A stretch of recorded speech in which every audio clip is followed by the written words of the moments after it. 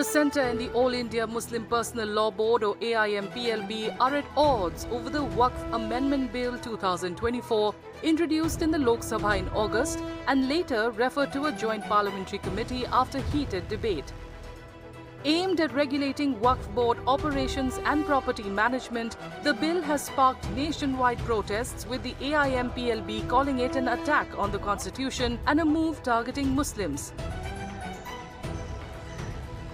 All India Muslim personal law board ने तमाम मुसलमानों से अपील की थी कि आज जुमे की नमाज के जाते वक्त अपने राइट हैंड पे काली पट्टी बांध करके एक साइलेंट और पीसफुल प्रोटेस्ट प्रपोज वक़्फ़ अमेंडमेंट बिल के ख़िलाफ़ दर्ज कराएं, क्योंकि हम लोग का यह मानना है कि ये बिल औक़ाफ़ के इंटरेस्ट में नहीं है बल्कि उसके ख़िलाफ़ है और वक़्फ़ मुसलमानों का अपना एक मजहबी मामला है, लिहाजा उसमें किसी किस्म का इंटरफेरेंस काबिल कबूल नहीं है। आपने देखा कि तमाम मुसलमानों ने उस पर पूरी तरीके से अमल किया। इसका मकसद ये है कि हम लोगों की आवाज़ और इसकी गूंज पार्लियामेंट तक पहुँचे और पार्लियामेंट से इस बिल को पास ना कराया जाए। The Tamil Nadu Assembly passed a resolution urging the centre to withdraw the Waqf Amendment Bill 2024, arguing it would strip Muslims of their land, assets and religious rights under Article 26 of the Constitution.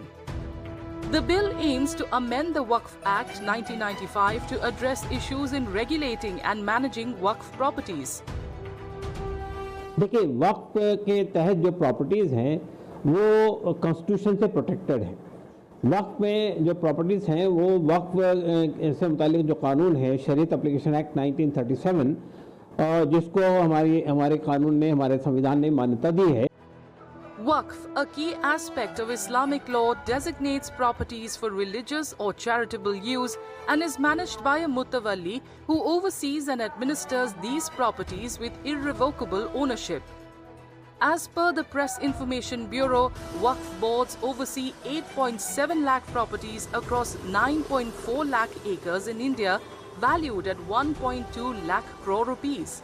The bill proposes omitting Section 40 of the Waqf Act, which grants boards the authority to determine Waqf property status. हमें तो जिम्मेदारी मिली है joint parliamentary committee on वक्फ की, उसकी report हम तैयार कर रहे हैं और हम उम्मीद करते हैं कि सभी ज्वाइंट पार्लियामेंट्री कमेटी के जो मेंबर ऑफ पार्लियामेंट्स हैं उनकी सहमति से एक अच्छी रिपोर्ट हम प्रस्तुत करें, जिससे कि जो वक्फ का एक पर्पज है, उद्देश्य है, जो वाकिफ़ करता है कि उसका फ़ायदा गरीबों को मिले, आम मुसलमानों को मिले, पसमानदा को मिले, ख़वातीन को मिले, महिलाओं को मिले, तो उस पर उसका फ़ायदा मिले। एक ट्रांसपेरेंट बिल आए जिससे कि जो सरकार की मंशा है कि वक्फ का पर्पज पूरा हो। The bill proposes Muslim women and non-Muslim representation in the Waqf boards and a separate board for Bohras and Agha Khanis.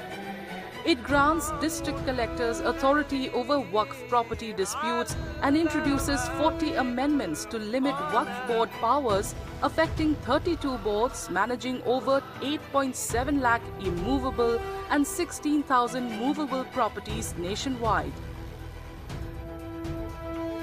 देखिए, जो 1995 का वक्फ एक्ट था उसमें कुल 44 अमेंडमेंट किया जा रहा है, 44 बदलाव किए जा रहे हैं। वोहरा और आगा खानी मुस्लिम्स को भी अब मान्यता दे दी गई है। वक्फ को अनिवार्य रूप से घोषित करना अनिवार्य कर दिया गया है, यानी अगर आप प्रॉपर्टी वक्फ डिक्लेयर कर रहे हैं तो बाकायदा उसको लिखित में स्टैम्प पेपर पर डिक्लेयर करना होगा, गवाहों के सामने होगा। तो वक्फ प्रॉपर्टी कब हुई है, कब वो दान की गई है, किसने दान किया है, कब दान किया है, किसके सामने दान किया है, इसका प्रॉपरली जो है लिखित इसका दस्तावेज बनेगा। महिलाओं को भी अब इस पर पूरा उनको अधिकार मिल गया है। पहले क्या हो रहा था, भाई देव, किसी महिला को बच्चा नहीं है तो अपनी ज़मीन अपने भतीजे को, भांजे को, बहन के बच्चे को नहीं दे पा रही थी, वो प्रॉपर्टी वक्फ में जा रही थी। अब बिना महिला की सहमति के आप प्रॉपर्टी नहीं ले सकते हैं, उसको वक्फ डिक्लेयर नहीं कर सकते हैं, उसमें महिला की सहमति ज़रूरी है। The Waqf Amendment Bill has intensified the long-standing dispute between the Union Government and the AIMPLB-backed opposition parties, as Home Minister Amit Shah firmly reiterated plans to reintroduce the bill in the current parliamentary session on Friday.